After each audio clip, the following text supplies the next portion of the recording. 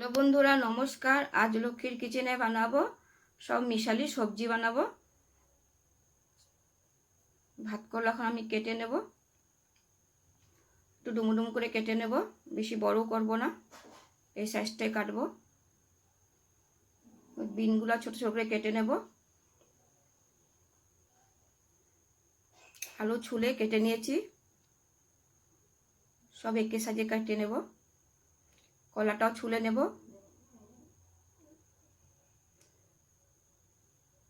নিরামিষ দিয়ে বেশি বড় করে দিলে ভালো লাগে না, মিডিয়াম সাইজে দিয়েছি। এখন মিষ্টি কুমড়ো কেটে নেব, ছুলে নিচ্ছি। মিষ্টি কুমড় ছুলা হয়ে গেছে, মিষ্টি কুমড় কাটা হয়ে গেছে। পেঁপে ছিল একটু, সেটাও দিয়ে দিয়েছি। ফুলকপির ডাঁটি ছিল, সেটাও দিয়েছি। নিরামিষ তরকারি দিলে ভালো লাগে। এদিকে কাটাও হয়ে গেছে, ধোয়াও হয়ে গেছে। এখন মশলা রেডি করে নিয়েছি। কড়াই গরম হয়েছে, তেল দিয়ে দেব।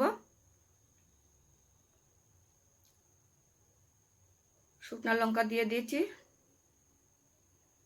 পাঁচফোড়ন দিয়ে দেব।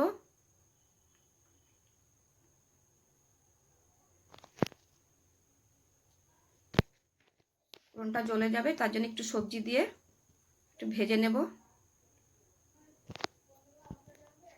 আদা কুচানো দিয়ে দেব,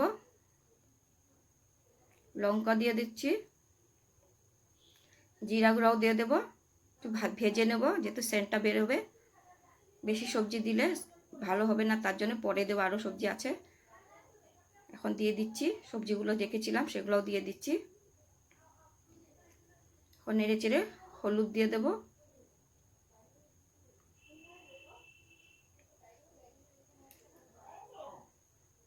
পরিমাণ মতো নুন দিয়ে দেব,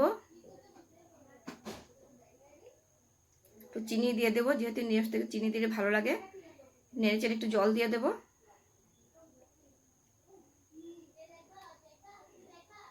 সবজিটা রেডি হয়ে গেছে, এখন আমি প্লেটে তুলে নেব।